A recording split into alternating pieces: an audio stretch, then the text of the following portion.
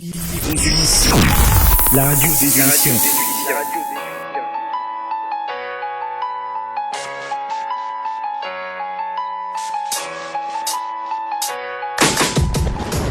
Bonsoir à toutes et à tous, bienvenue sur Vivre aux Ulysses, la web radio des Ulyssiens, le média qui vous donne la parole. Nous sommes ensemble pour ce 3e numéro, en direct, on est toujours avec vous pour vous accompagner dans cette crise sanitaire. Nous sommes le dimanche 3 mai, déconfinement J-8. On le sait, c'est très dur, mais tenez bon. Comme l'a dit un certain Emmanuel, nous retrouverons peut-être nos jours heureux. Évidemment, le président faisait référence au déconfinement et pas au film avec Omar Sy. Surtout que ce n'est pas du genre du gouvernement de faire de l'humour en ce moment. Si vous sentez de l'ironie dans mon discours, vous êtes tout simplement de mauvaise foi. Donc, en cette période d'incertitude, je vous propose de retrouver 3 valeurs sûres qui m'accompagnent ce soir. Juline Agère, bonsoir mesdames. Bonsoir Charles, bonsoir tout le monde. Bonsoir, bonsoir et tout le monde. Et le nouveau venu dans l'équipe, JB. Bonsoir JB. Salut Charles, bonsoir tout le monde.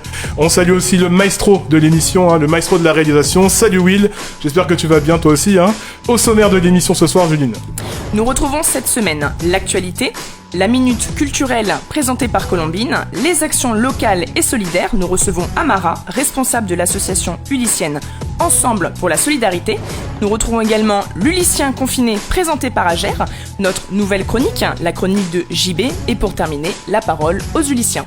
Merci Juline, et n'oubliez pas surtout le sondage du jour, c'est tout nouveau, le sondage du jour. La question c'est simple, et c'est très simple. Pensez-vous remettre vos enfants à l'école le 12 mai ? Réagissez en direct, c'est sur la page du direct, elle va apparaître dans quelques secondes. N'hésitez pas à réagir à tout moment. Notre mission, vous la connaissez, vous informer, mettre en lumière les Ulyssiens, les commerçants et les associations. Réagissez sur le groupe Facebook tout nouveau groupe Facebook de la web radio Vivre aux Ulysses. Vivre aux Ulysses d'ailleurs, il est justement 18h02 tout pile, place à l'actualité. On commence l'actualité avec Juline et on fait un retour sur les annonces d'Édouard Philippe pour le déconfinement du 11 mai. Le Premier ministre a donné mardi les grandes lignes de la levée progressive du confinement. Alors il y a tout d'abord parlé du port du masque qui sera imposé sur certaines situations. Oui, alors d'abord, le respect des gestes barrières et de la distanciation sociale prendra plus d'importance. Le port du masque, comme on l'a vu la semaine dernière, sera obligatoire dans certaines situations. Le Premier ministre a assuré qu'il y aura assez de masques dans le pays pour faire face aux besoins à partir du 11 mai. Il a demandé aux entreprises d'équiper en masques leurs salariés et a promis qu'on pourrait en acheter dans les commerces, les pharmacies et dans la grande distribution. Alors les tests virologues justement seront massifiés et remboursés à 100%. À la sortie du confinement, le Premier ministre parle de capacité de massifier les tests avec 700 000 tests virologiques par semaine à partir du 11 mai, ainsi qu'un passage à 100% de la prise en charge de ces tests par l'assurance maladie.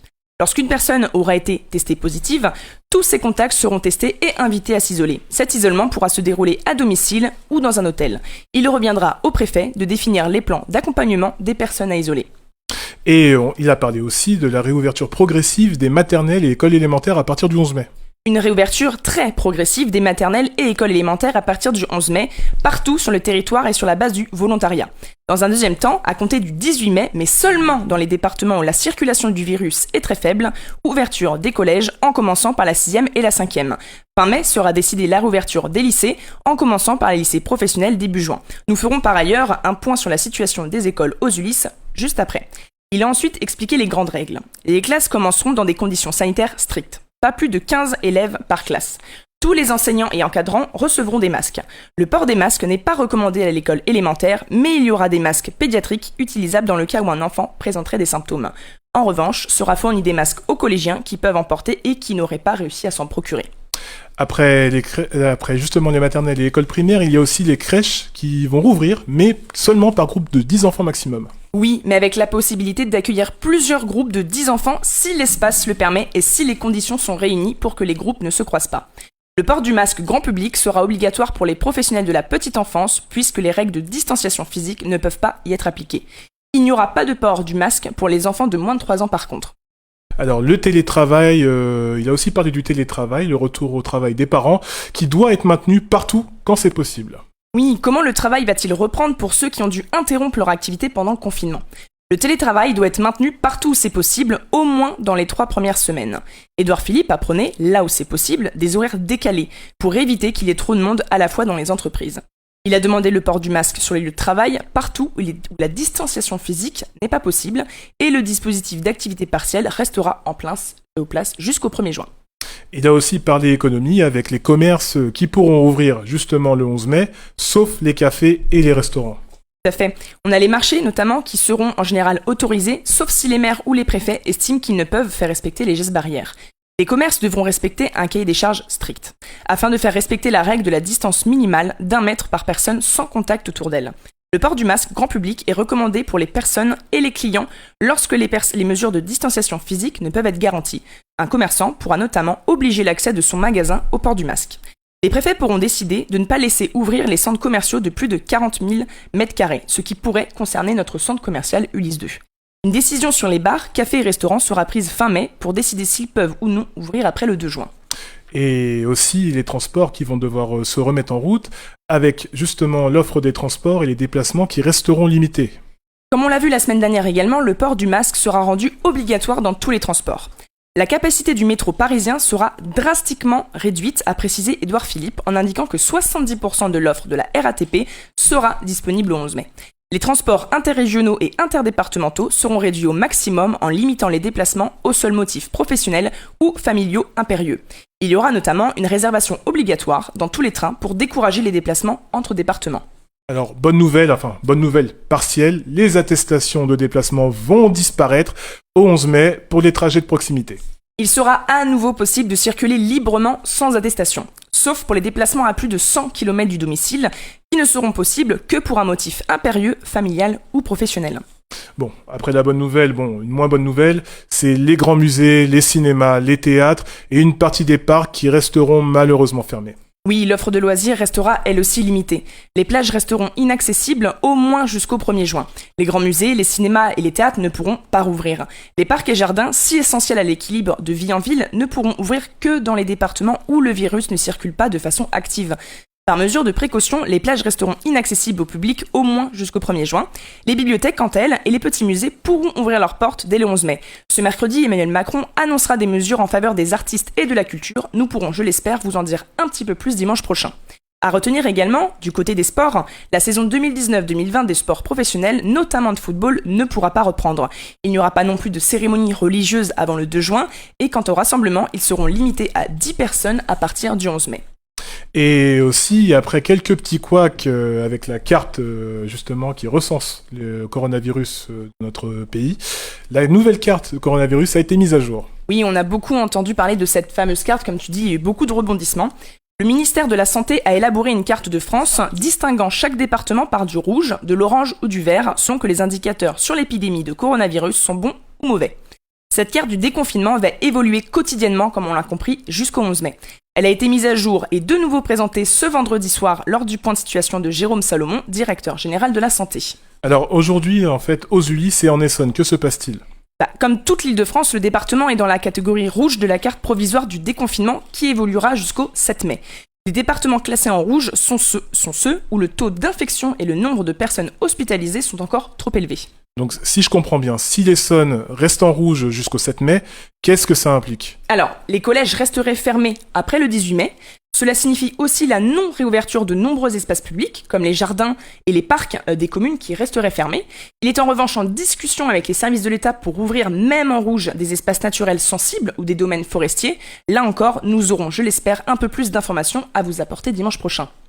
Et il a également annoncé, alors justement après les annonces, il y a eu un conseil de ministres le 2 mai. Exceptionnel, oui. Hier justement, le samedi 2 mai, ils nous ont précisé que le texte serait évalué en première lecture au Sénat, puis en seconde lecture à l'Assemblée nationale, en vue d'une adoption définitive. Oui, ce projet de loi, qui comporte 7 articles, vise à conforter le cadre juridique et l'élargir pour y intégrer les enjeux du déconfinement qui doit débuter le 11 mai. Le ministre de la Santé, Olivier Véran, a annoncé la prolongation pour 2 mois de l'état d'urgence sanitaire à compter du 24 mai. Concrètement, l'état d'urgence sanitaire permet de prendre rapidement toutes les mesures qui ont bouleversé notre quotidien, comme les restrictions de circulation, les attestations obligatoires ou encore la fermeture des commerces.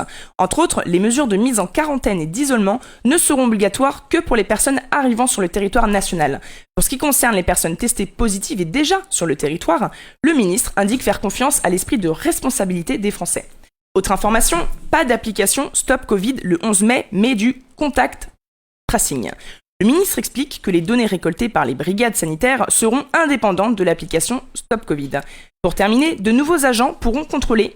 Donc, nous avons les agents de sécurité, les ADS, les gendarmes adjoints volontaires, les réservistes de la police et de la gendarmerie nationale, les agents de sécurité assermentés dans les transports, mais aussi les agents des services de l'autorité de la concurrence pour les commerces qui pourront désormais effectuer les contrôles et constater le non-respect des mesures sanitaires en plus des policiers et des gendarmes.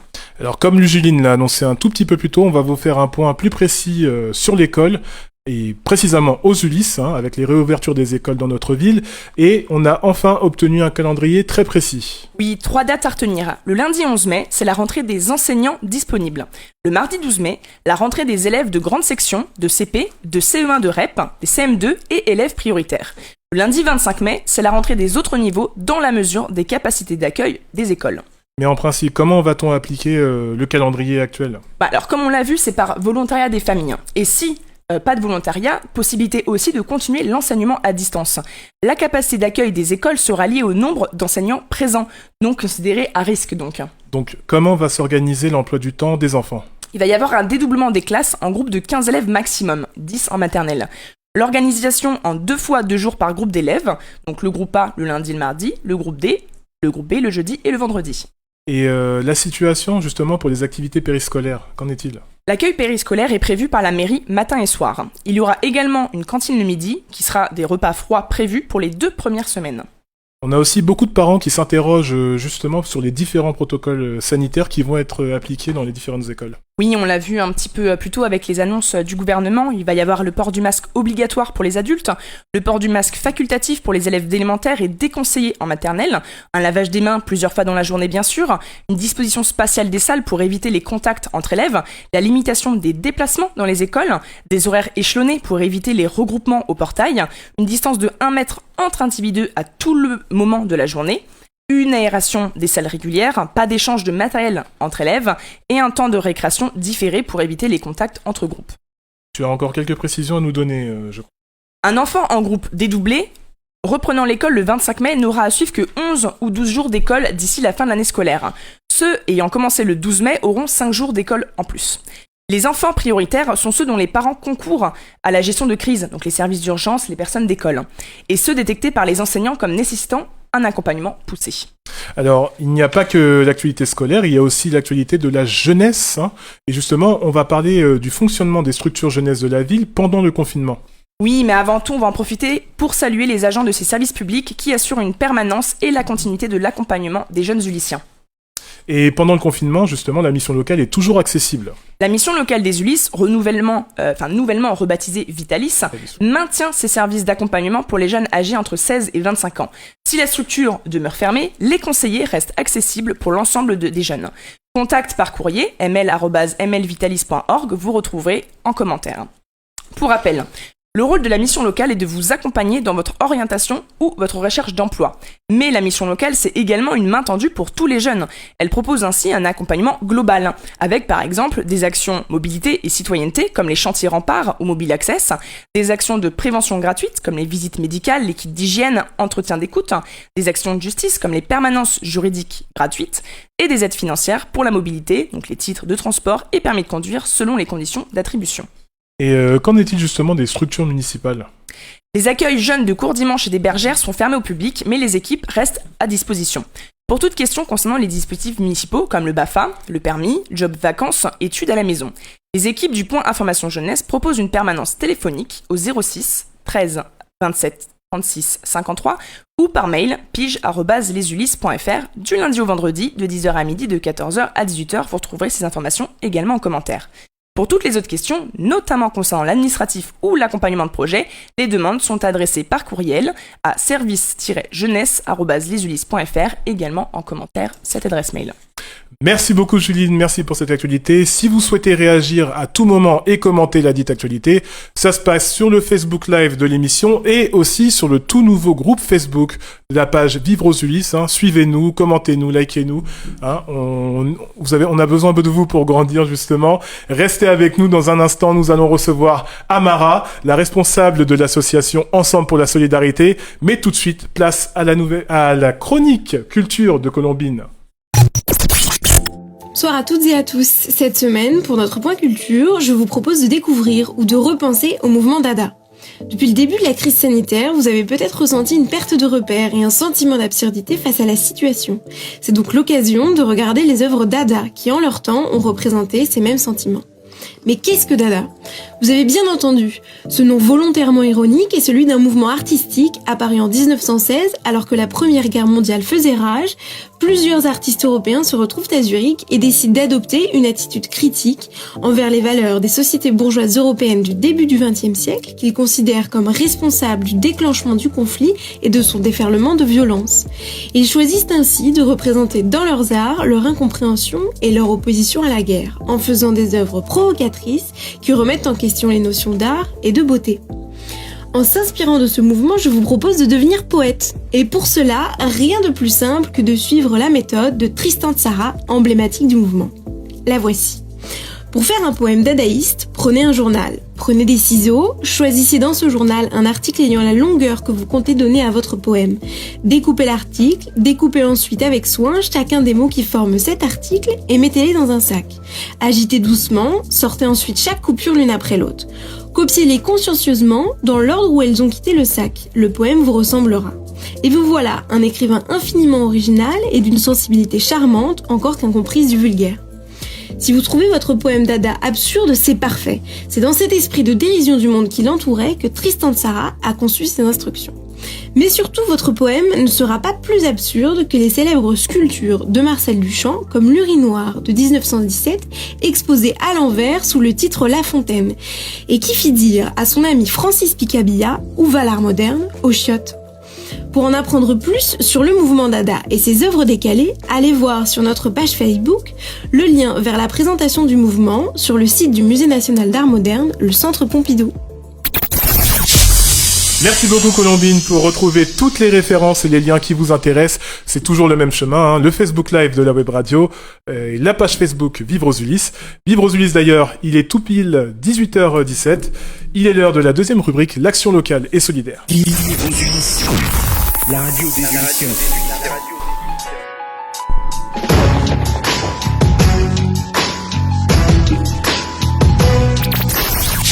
Dans l'action locale et solidaire, si c'est la première fois que vous nous écoutez, cette rubrique sert à mettre en lumière les associations et des Ulyssiens qui œuvrent pour le bien d'autrui. Aujourd'hui, justement, on a le plaisir de recevoir Amara, présidente de l'association Ensemble pour la solidarité. Elle est avec nous ce soir. Bonsoir Amara. Bonsoir. Bonsoir Amara. Bonsoir. Bonsoir. Comment allez-vous ? Très bien, merci et vous.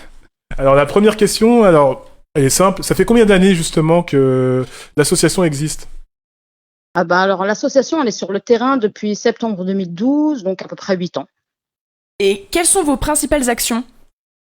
Alors sur la ville des Ulysses, on intervient auprès de familles au moins une fois par semaine, en particulier des familles de l'hôtel à Park City. Donc on fait des distributions alimentaires, on organise des goûters dans l'année pour les enfants. Ça nous est arrivé d'organiser des sorties en car, en parc d'attractions, plage, voilà. Et puis en début d'année, on leur fait des kits scolaires pour certaines familles. Après, on a aussi, pendant la période hivernale, on fait des maraudes sur Paris-Gare de Lyon. Donc c'est tous les dimanches matins où on distribue à peu près 200 repas pour les sans-abri. Et on agit aussi sur l'international, donc auprès d'orphelinats. Ouais. Dans combien de pays ? D'orphelinats.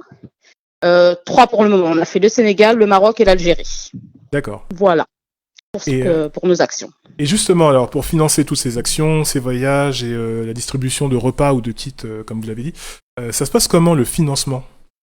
Alors, pour ce qui est du financement, faut savoir qu'on fonctionne grâce à la générosité de nos donateurs, de nos bénévoles, de nos propres sous. Donc, on a aussi instauré une adhésion symbolique de 20 €.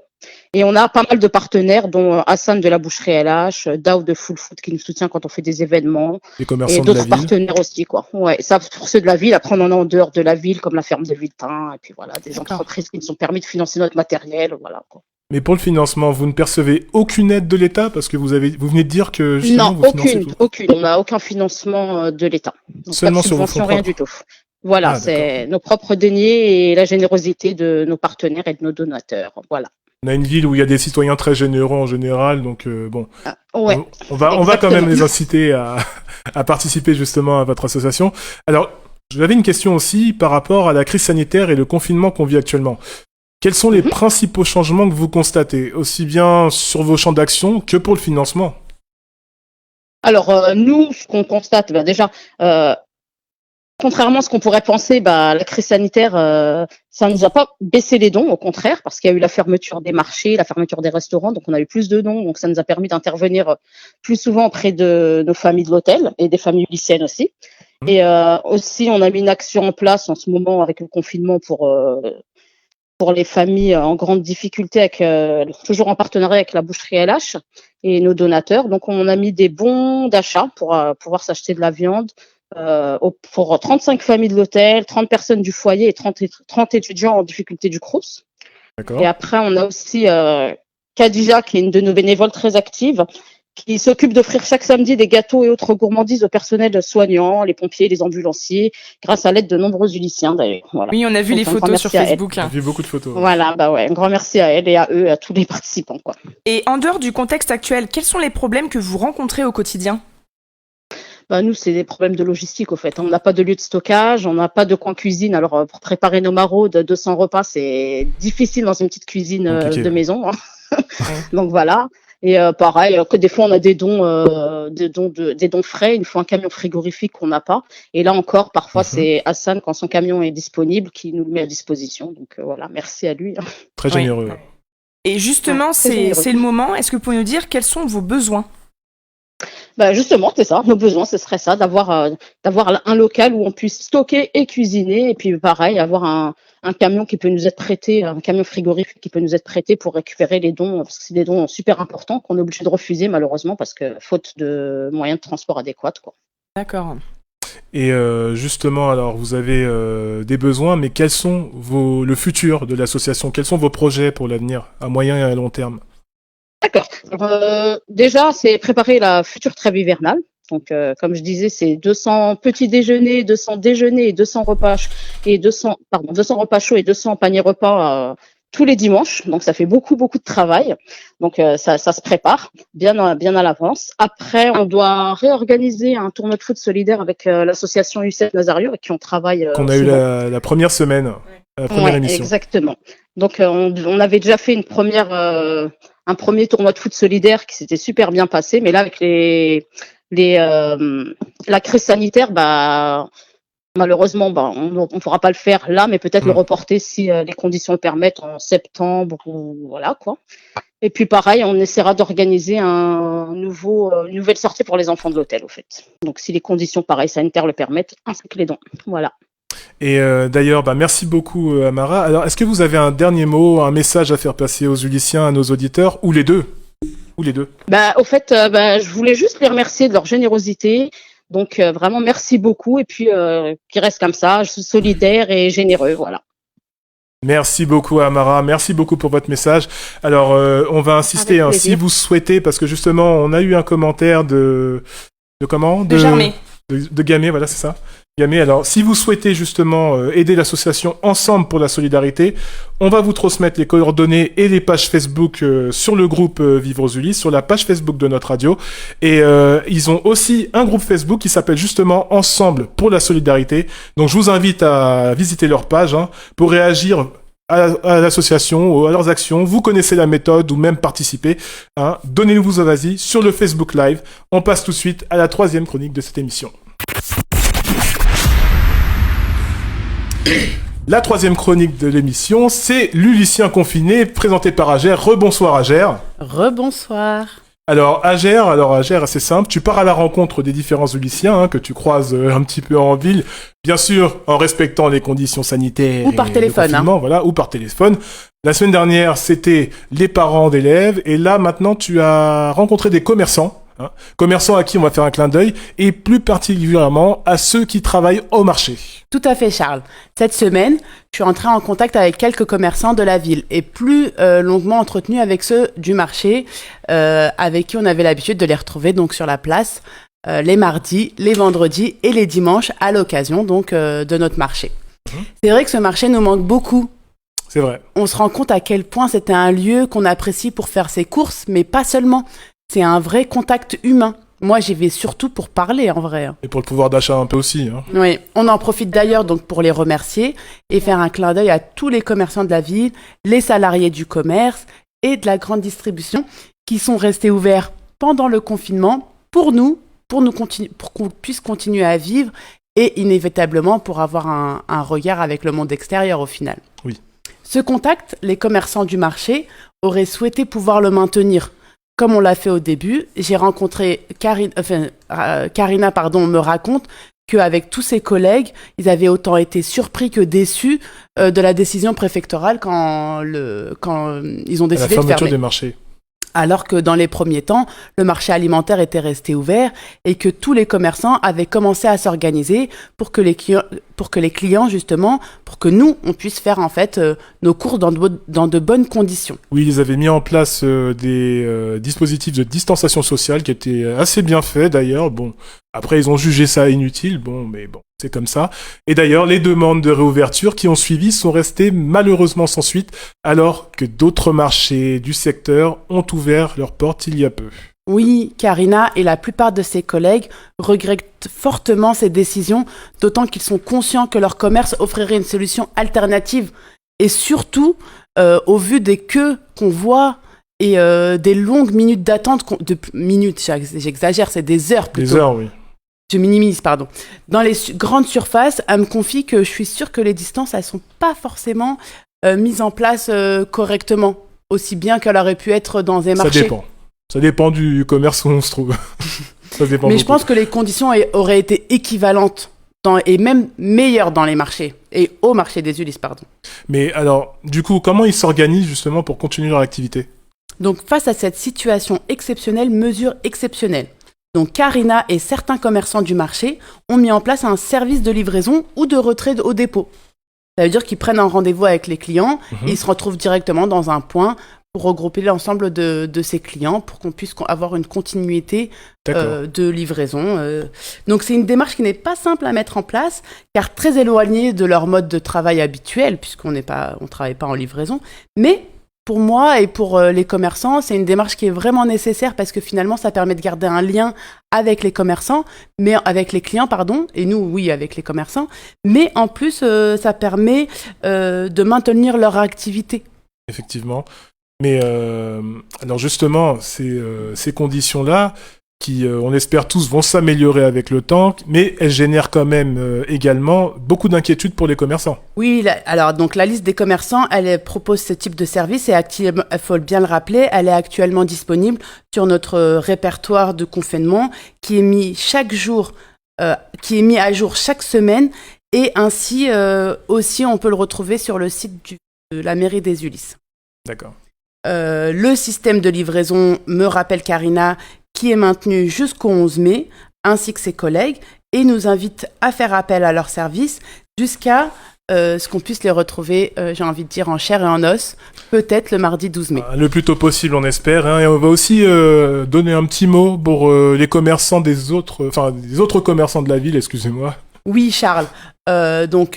Tous les commerces des amont, du centre-ville, de la Treille, de Courdimanche, du centre commercial Ulysse 2, de nombreux commerces essentiels à notre vie de tous les jours sont restés ouverts ou se sont mis au diapason.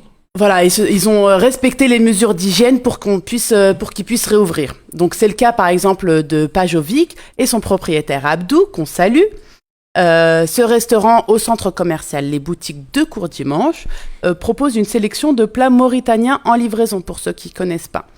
Après une fermeture de 15 jours justement pour se mettre aux normes, Abdou s'est organisé pour mettre en place un service de livraison à domicile. Il avoue que c'est hyper difficile parce que c'était pas du tout ses habitudes puisque finalement les gens venaient manger sur place. Surtout le midi. Oui, parce qu'il avait tous les salariés du parc d'activités de Courtabœuf qui représentent habituellement sa clientèle le midi en semaine. Mais apparemment, le tiep au poulet, mon préféré personnellement, ou celui du poisson, il rencontre un vrai succès en livraison depuis son site internet. Tu as un commentaire ? Non, mais tu as le droit, continue. Oui. Continue. Mais Abdou le sait, les lendemains seront difficiles. Comme l'ensemble des commerces du centre commercial, il se prépare à des jours compliqués et a hâte de pouvoir accueillir les Ulyssiens dans son restaurant. Même si, imaginez la disposition dans ces locaux, puisque c'est vraiment petit, avec le respect de la distanciation sociale, lui fait des nœuds dans la tête. Ah bah effectivement, c'est pas si simple à appliquer pour les différents restaurateurs pour continuer leur activité. D'ailleurs, on est avec vous, Abou, on vous soutient. On envoie aussi un soutien avec tous les commerçants de la ville, tous les restaurateurs qui triment beaucoup en ce moment. Ils ont énormément de mal. Donc voilà, si vous pouvez un petit peu les aider par un petit geste plutôt que passer par les grandes surfaces qui peuvent surtout bien en sortir. Et avant tout, de toute façon. Là, juste, Ager, tu nous as parlé du tiep au poisson, alors je suis d'origine sénégalaise. Je vais te parler du tiep au poulet aussi. Oui, je peux vous rassurer, si je peux vous donner un conseil, le tiep au poisson est nettement meilleur. Voilà. Merci beaucoup. Donc si vous avez des commentaires aussi, si vous avez des commentaires justement sur même des conseils culinaires à nous donner, ça se passe toujours sur le Facebook Live de la radio et sur la page Facebook Vivre aux Ulysses. Et on va passer tout de suite à la toute nouvelle rubrique, la toute nouvelle chronique qui est arrivée sur notre émission. Vivre aux Ulysses, la radio des Ulyssiens.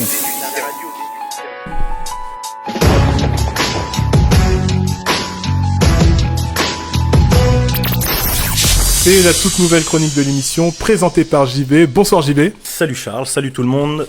Alors, déjà, on est ravis que tu sois avec nous ce soir. Moi aussi, vraiment, très content, très heureux. J'espère que les spectateurs aussi seront contents. Je pense aussi. On verra bien. De connaissance, ça me surprendrait pas.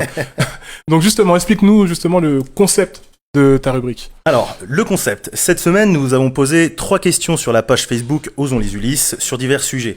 Donc le but, ça va être de traiter ces mêmes sujets entre nous autour de cette table, tout en lisant en fait vos commentaires. Donc une nouvelle fois, je tiens à vous remercier de la participation qu'il y a eu sur ces mêmes questions. Très nombreux. Très nombreux.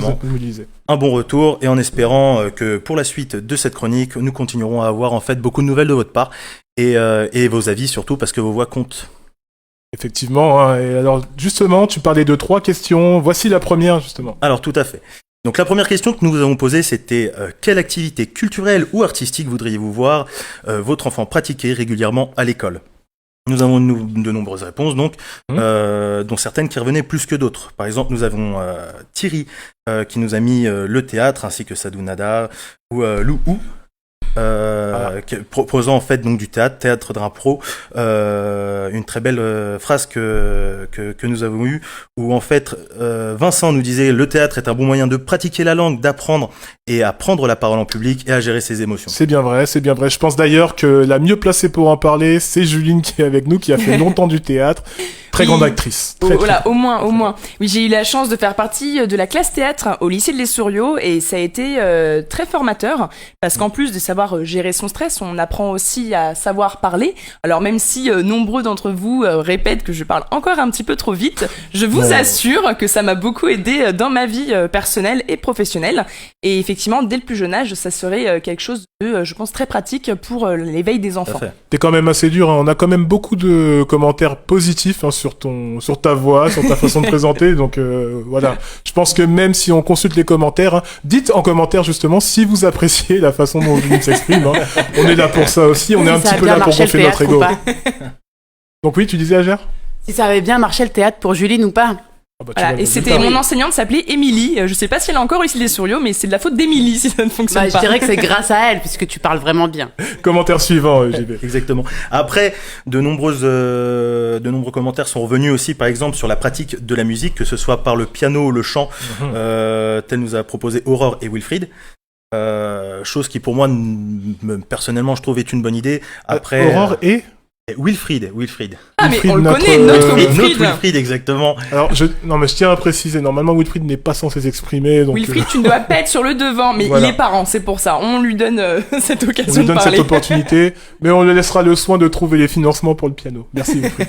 Après, nous avons aussi Marilia qui a proposé, en fait, de la bande dessinée et illustration, le temps que j'aurais gagné dans ma vie, les métiers du futur, style gaming. En gros, peu importe ce que l'on fait par passion, on peut le faire un projet de vie.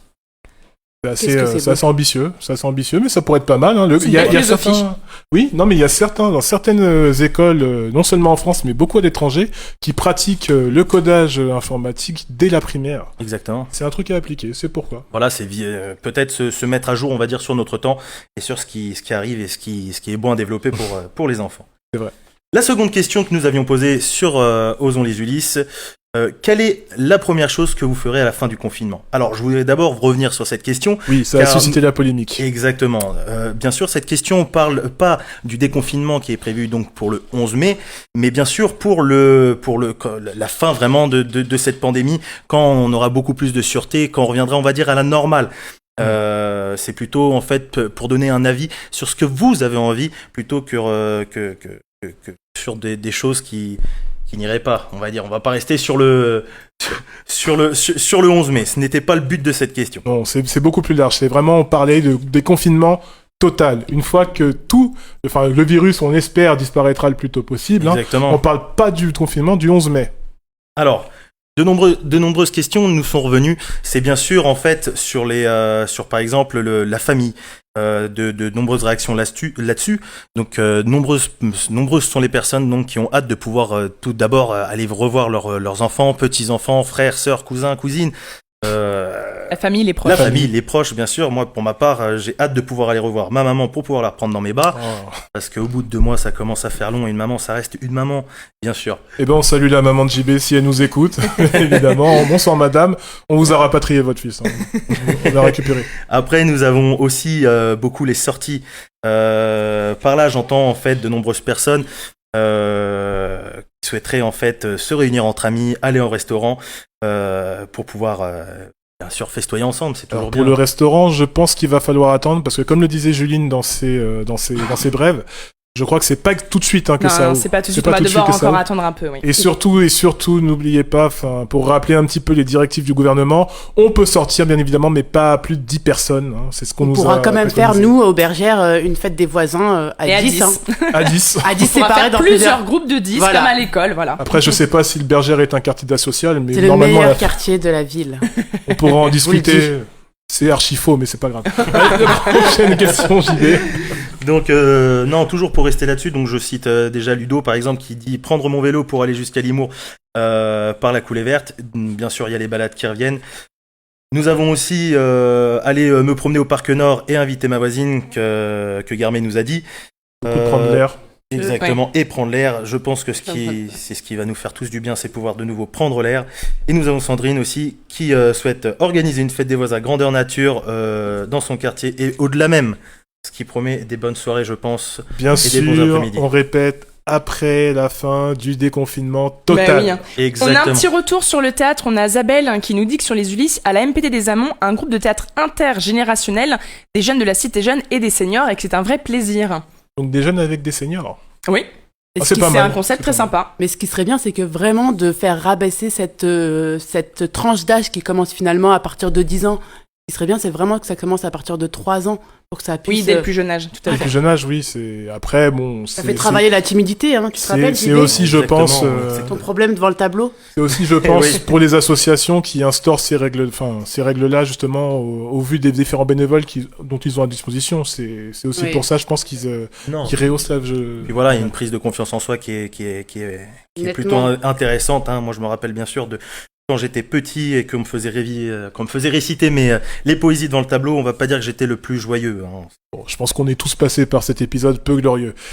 Exactement. Alors, je crois bien que tu avais une troisième et dernière question. Exactement. JB. Et notre troisième et dernière question. Dans votre quartier, qu'aimeriez-vous transformer ou aménager pour améliorer votre quotidien? Donc là, de nouvelles fois, on a eu beaucoup de réponses. J'imagine. Là, contrairement aux autres questions, je vais vous faire du cas par cas, car là, ça vous concerne entièrement. Donc, nous avons par exemple Zabel Zaboul elle-même qui nous a mis un espace jardin autour des tours des Avelines, entretenu par les locataires de la tour. Ah, d'accord. Donc, beaucoup de d'autogestion. Elle va plus sur Exactement. l'autogestion. Bon, après, il faut savoir Pourquoi qui pas à qui donner de la gestion, parce que moi, par exemple, si je dois m'occuper des espaces verts, on va vite se retrouver avec du sable. J'ai vu ton jardin, je confirme. Non, mais on est complètement d'accord J'ai vu ton avec jardin. Isabelle Zaboul, Oui. elle va complètement dans notre sens. Hein. Voilà. Après, nous avons aussi Mélissa, donc quartier des Barcelots. Le sol, si je pourrais l'enlever, je le ferai tout de suite. L'accès des limousines facilité notamment en enlevant 7 escaliers, mi-escalier, mi-pente. L'accès des...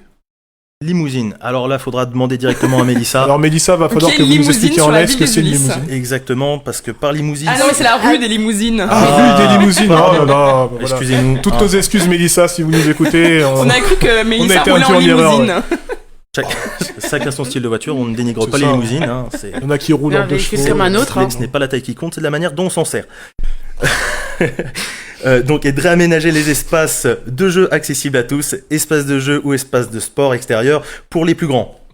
D'accord. Nous avons aussi Emilia au Jardin des Lys. Il y a plein d'espaces verts et moins verts. Ce serait sympa de faire un mini-golf pour réunir jeunes et moins jeunes et faire un peu d'exercice ludique et intergénérationnel au pied de nos immeubles. Pourquoi Très bon pas, exercice le golf pour augmenter sa concentration. Très bonne idée, Emilia. Et puis Je on en a valide. pas, hein. Moi j'en ai pas vu sur la ville. Peut-être que je me trompe, mais c'est Ah quelque non, chose y a de pas- nouveau. Non, il y en a un à Gif. Oui, c'est sur ça, Illas. c'est les villes alentours, Saint-Thomas, mais voilà, exactement. Sur les alentours. Mais Ah, pas du sur tout. la ville même, donc oui, Non, pas effectivement. du tout.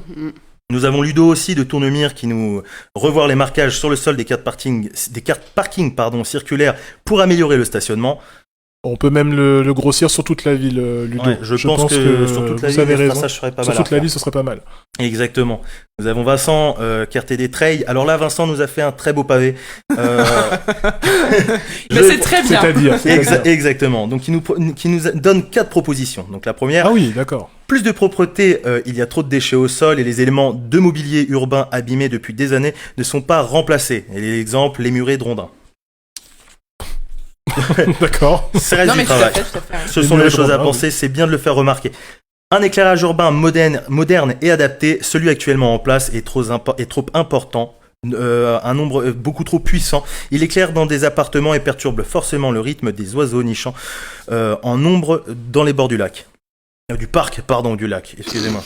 T'as vu un lac Oula. aux Ulysses Bah Pas oui. au Parc Nord, Au oui, Parc mais Nord, oui, tout pas, à sur fait. pas à côté de chez nous, là. Agère, fait. t'es censé habiter dans cette ville. Oui, mais justement, j'habite à côté du lac, moi, justement, c'est ça. Alors qu'à la Treille, c'est un peu loin. On vous pardonne, Vincent. Oui, on vous Vincent, pardonne, vous il inquiétez n'y a pas pas. de s'isoler, c'est Merci, très bien, faut on pas- c'est pas demande. grave. Non, Réagis sur Facebook au Live, contraire, Vincent. voilà, exactement. C'est formidable d'avoir au moins une réponse et autant d'applications dans cette demande. Dans on est sa là pour ville ça. aussi, Et surtout. dans sa ville, exactement.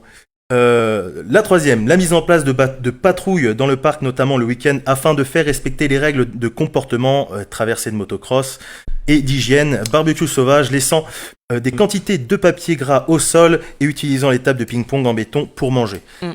En cette période Ça peut pas estivale, mal. c'est sûr qu'on va retrouver ce genre d'incivilité. de toute façon, on va Normalement, être non, limité. c'est plus disponible, on peut plus y aller, mais effectivement, c'est un risque quand même. On va Voilà. être très limité au niveau des rassemblements, donc je pense. Pour le que- moment, voilà. les barbecues, c'est pas l'actualité.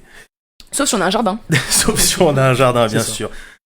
Après, la quatrième, donc, ne pas faire intervenir la société voisin toutes les semaines pour tondre les pelouses au Pampre, Treuil, et Ah, ainsi ça. de suite. Voilà. Treuil.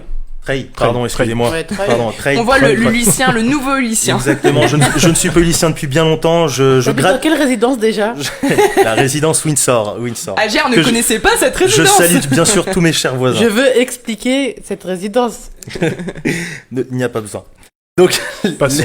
Moi, En dehors de la ville. Moi, je tiens à revenir sur ce que Vincent vient de dire, et c'est très vrai, effectivement, on entend beaucoup de tontes en ce moment, et je pense qu'en cette période de confinement, bon, hormis bien évidemment tout ce qui est dangereux, au niveau des ronds-points, on a besoin de visibilité, je pense pas honnêtement que ce soit la priorité de tondre. Laissons un peu la nature respirer et vivre. exactement. Et reprendre ses droits, surtout. Exactement, et comme dit reprend Vincent, ses droits, tout ça. afin de pouvoir profiter un peu des fleurs, pâquerettes, pissenlits et tout ce qui va avec. C'est peut-être des mauvaises herbes, mais ça fait quand même Mais joli. pour les insectes, ce sont des C'est très, très bon, bonnes c'est herbes. très bon pour la biodiversité. Exactement. Voilà, c'est ce que- Donc Voilà. un dernier commentaire, je crois. Et un dernier commentaire donc qui vient de Zabel Zaboul, Encore elle-même, encore elle, bien sûr, on la salue. Aux Merci Avelines, d'agir. j'aimerais un local vélo. Je suis pas dans un petit logement, 11e étage, donc pas simple de mettre le vélo dans l'ascenseur. J'ai une cave, mais un étage à descendre pour un vélo, c'est un peu compliqué, on la comprend. Pour l'instant, j'ai un vélo, mais vous avez bien compris, je compte tenu Oui, des contraintes. contraintes. qui Contraintes. sortent pas souvent. Elle le sort pas souvent. Mais c'est vrai, c'est dans plein de résidences comme ça. On demande tous un local à vélo. C'est quand même ou un local à poussette Donc pour à les la assistants poussette, plus pour maternelles. les familles. Ça, c'est vrai, le meilleur très compliqué. commentaire pour moi. hein. C'est le top. Exactement. Moi, je pense que c'est des choses à penser pour tous les habitants des Ulysses. Ouais, tout à fait. D'accord, bah, Voilà. c'était ton dernier commentaire, je crois, c'est ça Exactement. Après, donc, je vous remercie encore une nouvelle fois de tous avoir participé avec vos commentaires. Les prochaines questions. Surtout Isabelle. Les prochaines questions seront posées sur la page Facebook donc de Vivre aux Ulysse, voilà, de notre web radio, que vous pourrez retrouver donc au courant de la semaine. Je vous remercie, je vous souhaite une bonne journée. Merci beaucoup JB. Si vous voulez réagir encore sur l'actualité, enfin sur la chronique de JB, la toute nouvelle chronique, ça se passe sur le Facebook Live et sur la page Facebook de notre radio. Tout de suite, place à votre moment. L'instant parole ulyssienne. Vivre aux Ulyssiens. La radio des Ulyssiens. On y est, c'est votre moment, c'est la parole ulyssienne, c'est le moment où vous avez la parole. Bon, on a bien sûr plusieurs ulyssiens qui vont s'exprimer pour le moment. Le premier ulyssien à s'exprimer est Monder, alors c'est un ingénieur. Il vient nous parler de la transition socio-écologique de l'école et du vivre ensemble. Bonsoir Monder. Oui, bonsoir. Comment allez-vous, Monder? Bonsoir. Bonsoir. Bonsoir. Donc la première question, je crois que c'est pour Juline, c'est ça? Oui, tout à fait. Donc quel serait selon vous l'impact du Covid sur la transition socio-écologique? Tout d'abord, merci pour cette initiative de radio, cet espace d'échange d'idées et d'expression libre pour les Ulyssiens. Il en faut. Oui. Donc, évidemment, je vais parler par rapport à ce thème à l'échelle locale, mais évidemment, il a une portée aussi nationale et internationale, cette transition socio-écologique. On le voit bien. Évidemment, on ne peut pas parler de ce thème-là sans parler de la pandémie Covid-19. Ah bah... C'est clair que là, ça met à l'arrêt aussi bien l'économie que même la vie sociale, et la vie sociétale d'ailleurs, de plusieurs États. Ouais. Donc on voit même d'ailleurs que c'est principalement les États du Nord qui sont bloqués et les États du Sud qui continuent leurs activités. C'est vrai que ça. Donc en fait, cette pandémie que nous vivons actuellement a mis en épreuve notre système de santé et notre système social. Elle a mis aussi en évidence ses points forts et ses faiblesses, évidemment. Ah oui, on peut les pointer. Surtout quand on parle de la question des masques, c'est ce qui revient le plus souvent. Et la question des tests aussi, qui est très inconnu. D'ailleurs, on verra comment le gouvernement... c'est mardi, Juline, je crois, qu'il y a un nouveau point du président de la République. Point du président, ça je ne sais pas exactement. Non, c'est pour la culture, c'est mercredi, mais c'est vraiment pour la culture. Ah d'accord, c'est pour la culture, d'accord. Bon, autant pour moi, je me suis trompé. Je n'ai pas écouté, Julie. Okay. Alors, justement, j'avais une question pour vous, Monder. Alors, comme je l'ai dit en intro, on est à 8 jours du déconfinement, et je voudrais avoir quel regard vous portez. Je voulais encore développer mes idées, là. Allez-y. Ah bah allez-y, développez. Allez-y. J'ai rien dit encore, sur la transition. Ah d'accord, je pensais. Allez-y. Parce que, en fait, ce que je voulais dire, que cette crise, quand même, aurait pu être beaucoup plus grave s'il n'y avait pas cet élan de solidarité à l'échelle de la famille, les voisins, les quartiers. Oui, ça, on a bien vu courir tous ensemble, quoi. Voilà. Avec, en premier rang, les acteurs des tissus associatifs, de solidarité et d'entraide. Les citoyens aussi, également. Et lorsqu'on parle de crise sanitaire, on ne peut pas les dissocier de la qualité de notre environnement, de la qualité d'air que nous respirons, de la qualité de notre nourriture et la problématique des pesticides. Ah oui, c'est bien sûr.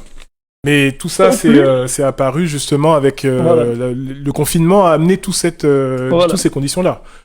Voilà, et ce qui confirme ça aussi, c'est qu'il y a pas mal d'études maintenant qui montrent que cette pandémie est liée, en d'autres, à la perte de la biodiversité et de l'extinction de plusieurs espèces vivantes dues à l'activité humaine. On n'a pas vu, moi j'ai pas encore vu, perso, j'ai pas encore vu justement des études à ce propos-là, mais bon. Si, il y en a plein. On entend beaucoup parler du lien justement de cause à effet, bien évidemment. Autant pour moi, j'en ai pas vu pour l'instant. En tout cas, d'autres qui disent que cette pandémie est un avant-goût de la crise climatique. Tout à fait, oui. Donc, pour moi, en fait, au lieu de parler de transition socio-écologique, il vaut mieux maintenant parler de la révolution socio-écologique. c'est-à-dire? Pourquoi? Parce que la transition suppose en fait le passage d'un état à un autre et un passage en général long et graduel. Alors que la révolution, c'est une rupture avec le passé. Tout à fait. Et donc, voilà. Donc la gravité de cette crise nous amène en fait à faire vraiment un programme ambitieux, une sorte, je veux dire, de plan Marshall, tu vois, pour les transports, l'agriculture biologique. Oui, il y aura beaucoup de remises en question à faire et de changements de système à appliquer. Et une prise de C'est conscience sûr. collective aussi. C'est... Bien sûr. On respire beaucoup la mieux. prise de conscience, bon, je pense que la prise de conscience, elle est là. Hein. Oui, la prise de conscience, elle est là. Mais Monder, justement, en parlant de et un prise vrai de conscience. programme ambitieux. Oui, mais en parlant de prise de conscience, parce que forcément l'actualité aussi, c'est le déconfinement, ce n'est pas seulement la révolution écologique et socio-écologique. Alors, on voulait avoir aussi votre regard justement sur la reprise scolaire, parce que je crois que c'est un sujet qui vous intéresse. Oui, la grande question qui agite les familles et les collectivités locales. Hein. Oui. Voilà. Et en plus, en fait, c'est une décision, il ne faut pas oublier que c'est une décision politique. Et le conseil scientifique a déconseillé la réouverture des écoles. Hein. Ah oui, on l'a bien vu. On espère que Voilà. les conditions seront réunies, hein, comme on a parlé Juline dans son JT. Bon, Et les écoles font de leur mieux justement pour s'adapter et pour répondre justement aux situations d'urgence sanitaire. Mais en tout cas, le gouvernement, en particulier le ministre de l'Éducation nationale, nous fait toujours parler d'un argument fort pour lui, c'est le décrochage scolaire pour certains qui n'arrivent pas à bien suivre les cours par Internet. Oui. Les enfants sont pas égaux justement quant à l'accès à l'éducation. Ça, c'est un truc qui revient assez souvent aussi chez nous. Oui, assez souvent. Voilà. Et que, voilà, mais à mon avis, en fait, et je crois qu'il est partagé par plusieurs, que le vrai argument, c'est pas la reprise de l'école pour sauver ceux qui décrochent, c'est plutôt le retour de l'activité économique. D'accord. Alors, excusez-moi, Monder, excusez-moi de vous couper, vraiment, on est assez en retard. Donc, je vais vous poser rapidement, je vais vous demander vraiment une réponse rapide pour notre troisième et dernière question, justement, c'est que, vous nous appuyez pour le vivre ensemble. Alors, quel est votre point de vue, justement, sur le vivre ensemble et sur les conséquences que le confinement va avoir à ce sujet? Le vivre ensemble dans notre ville, il est plutôt un peu... il marche bien en fait en termes de la composition de la population ici qui est cosmopolite. Hein. Il y a pas mal en fait de manifestations parfois culturelles et tout ça qui met en valeur toutes ces appartenances. Moi, une vraie richesse pour la vie. Comme ça rapidement parce qu'apparemment il n'y a pas beaucoup de temps. Ce que je voulais un peu par rapport à ce point, c'est que dans notre ville, on a, on va dire, 3 lieux de culte et de prière, l'église catholique, la synagogue et la mosquée.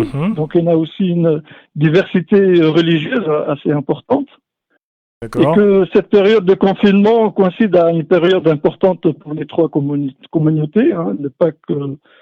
C'est une bonne occasion justement de célébrer et de se rapprocher entre les différentes communautés, entre les différents habitants. On espère vraiment que la solidarité va s'instaurer. Dans des conditions un peu particulières cette année. Et donc, le fait de Pâques, que ce soit juifs ou chrétiens, ils sont déjà passés, mais le mois de Ramadan, il est toujours en cours. D'ailleurs, on profite pour passer tout notre soutien à tous les Ulyssiens qui fêtent le Ramadan, qui pratiquent le jeûne. Qui pourront ne pas se réunir avant le 2 juin, comme on l'a dit. Et même surtout tous ceux qui nous écoutent. Même après, après 2 juin, il va y avoir un certain allègement, D'accord. Bon, on vous remercie, Monder. On vous remercie. Merci. Je suis désolé, on va vous couper parce qu'on est très en retard et il y a encore d'autres personnes qui voudraient s'exprimer. Merci beaucoup d'avoir parlé sur notre radio. Bonne soirée. On se retrouvera bientôt, j'espère. Et bon appétit. Merci à vous. Au revoir. Au revoir. Alors, donc des réactions peut-être sur le Facebook Live, justement. Oui. On en a quelques-unes, je crois. Non, pas tellement. C'était rebondir justement sur ce que disait Monder. Oui. On respire mieux. Oui, tout à fait. C'est sur la qualité justement qu'on voit au niveau de la biodiversité de l'air en cette période. Comme on l'entend, on a retrouvé aussi le chant des oiseaux. Oui. On retrouve une qualité d'air un petit peu meilleure avant cette période de confinement. Donc on voit aussi les bénéfices, parce qu'il faut tirer aussi quelques bénéfices et quelques choses positives face au confinement. Il y a C'est pas vrai que du que négatif dedans. le fait d'arrêter toute notre activité, les transports, la pollution, ça a permis justement, comme le disait Ager il y a quelques minutes, à la nature de reprendre petit à petit ses droits. On voit même parfois des familles de canards se balader en plein centre-ville, Oui. c'est assez sympa. Traverser la route, moi j'en ai Traverser vu. la route, oui. Ah oui, moi j'ai. On croise même des biches. T'as vu des fois, canards? Oui, tout à Et fait. des hérissons. Des quoi? Des hérissons. Ah, des hérissons, d'accord. On l'a pas vu, hein. Mais qui sont forcément moins écrasés parce qu'on le sait, c'est une espèce en voie de disparition Oui. qui est justement victime des voitures. Et il y avait, parce que je dis il y avait, quand on regarde ces derniers jours, je suis pas sûr qu'il y a vraiment moins de voitures. Les routes sont quand même très chargées en ce moment. C'est d'ailleurs une crainte Oui. des ONG, justement, c'est que les animaux, après à la reprise du déconfinement, justement, soient un petit peu perturbés et Oui. continuent, on va dire, leur petit bonhomme de chemin avec la reprise du trafic. On espère surtout, soyez attentifs à la faune et à la flore. Vincent Soyez nous dit prudents moins de sur la pollution sonore aussi, mais je suis pas si sûre. Moi, j'entends beaucoup d'avions. Alors, pas les mêmes, mais on a des Oui. avions à grande vitesse en ce moment qui passent au-dessus. Et Alors, des drones forcément, aussi. c'est pas en continu, mais on a quand même ce bruit qui arrive. Il y avait même un chasseur qui est passé Oui, au-dessus c'est de ça, la oui, ville chasseur, tout à fait. hier en pleine journée. Ouais. Tout à fait. Plusieurs personnes l'ont signalé, donc Ça rappelle le 14 juillet. on espère Voilà. le fêter. Exact. On espère le fêter, c'est la fête nationale quand même. Mais bon, comme toute bonne chose. Alors là, on va tout de suite accueillir notre deuxième invité, c'est Damien. Damien, un jeune Ulyssien qui habite aux Yvelines. Yvelines. Mais t'habites aux Ulysses, toi, ou pas? Aux Yvelines. Non, mais j'ai l'impression que Oh vous là êtes pas là. Lucien, vous, Aux Yvelines, parfois. aux Yvelines. Oh, Charles, t'es ça sûr ou arrive, pas? ça arrive. Ça fait deux arrive. fois, hein. Je pense qu'entre le télétravail, le confinement et la radio, Oui, on va perd un peu mettre tous ça les sur le moyens, site. donc On voilà. va mettre ça sur le dos du confinement. Et Permettez-moi- heureusement, tu fais pas le ramadan, sinon tu pourrais rajouter une couche. Oh excuse-moi, je n'y peux rien, c'est comme ça. Donc Damien qui habite les Yvelines et pas les Yvelines, excusez-moi, je m'excuse auprès de tous les habitants des Yvelines. Et bonjour Alors, aux gens des Yvelines aussi. Préparateur de commandes, et son thème c'est justement son métier et son rythme de vie qui a changé pendant le confinement. Bonsoir Damien. Bonsoir à vous, comment allez-vous? Bonsoir, très ça bien, va et très toi bien. Ça et va. vous Nous, ça va. Ça va très bien, merci. Alors justement la première question, alors c'est très simple, comment vous gérez-vous, vivez-vous votre métier durant cette période et avez-vous subi une hausse d'activité comme vous travaillez dans la préparation de commandes? Alors oui, tout à fait. Alors je travaille pour Auchan Direct. Du coup, on prépare les courses des gens. Et Mhm. du coup, vu que les gens doivent rester, ils ont comme consigne de rester chez eux, effectivement, ils commandent tous en ligne. Du coup, ouais, là, on a le travail a doublé par rapport à une période actuelle normale. Ah oui. Oui, c'est comme tout ce qui est les commandes en ligne, tout à fait. Et qu'en est-il des conditions sanitaires? Ah, les conditions sanitaires, ils font tout ce qu'ils peuvent pour faire en sorte que le virus ne puisse pas entrer dans la société. Donc, il y a tout ce qui est gestes barrières. Ils mettent des marquages au sol pour qu'on soit à 1 mètre.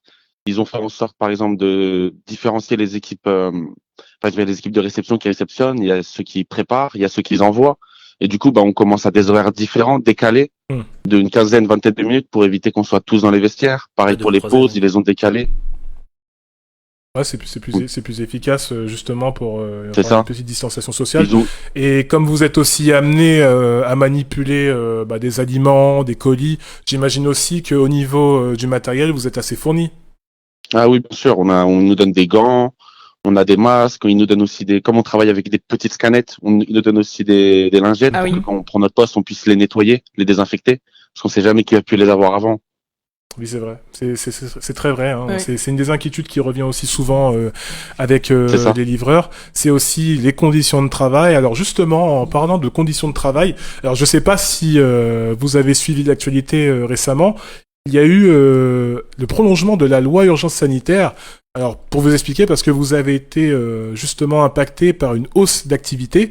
Et je voulais justement savoir, alors, parce que maintenant, ce que peu de gens savent, c'est que c'est le patron qui décide justement du nombre d'horaires que devra effectuer son employé. Je voulais savoir justement votre avis sur cette loi urgence sanitaire. Ça peut être bien, mais le seul problème, c'est que dans des métiers comme le mien, où par exemple la cadence de travail a doublé, c'est quand même un travail physique, parce qu'il faut savoir que je porte quand même beaucoup de packs d'eau, beaucoup de choses lourdes, et des fois par journée, je peux emporter peut-être pas loin de 5-6 palettes et sur chaque palette il y a 120 packs d'eau, donc je laisse vous imaginer la quantité que je dois emporter, Surtout le quantité de kilos que je porte. Au lieu de surcharger les employés avec des heures supplémentaires ou venir travailler 6 jours sur 7, ils ont préféré plutôt faire en sorte qu'on travaille toute la journée, donc ils ont instauré une équipe de nuit, ils ont recruté d'autres des intérimaires ou d'autres gens qui étaient sur les listes de recrutement, ils les ont pris du coup sur le tas pour faire travailler une équipe de nuit pour éviter de surcharger ceux qui travaillent déjà. Parce qu'on sait déjà que c'est un travail déjà fatigant vu qu'on la quantité de demandes a explosé. La pénibilité, c'est un thème qui revient assez souvent, justement dans les débats de cette loi urgence sanitaire. Bon, merci Damien de nous avoir apporté votre témoignage. Donc voilà. Merci beaucoup. Merci beaucoup. Avec plaisir. Merci beaucoup. On espère vous avoir. Plus tard. Hein. Donc voilà. Avec plaisir. N'hésitez pas surtout à nous suivre sur notre page Facebook, à nous commenter, nous partager et nous liker. Hein. Bon, malheureusement, il est déjà 19h, c'est un peu l'heure de nous quitter. Merci beaucoup de nous avoir suivis. Continuez à nous commenter, à nous liker, à nous partager. Nous, on se donne rendez-vous dimanche prochain sur le média qui vous donne la parole, la web radio ulyssienne. Vivre aux Ulysses, il est 19h. Bonne soirée, bonne journée à tous et prenez soin de vous. Bonne soirée à tous. Bonne soirée.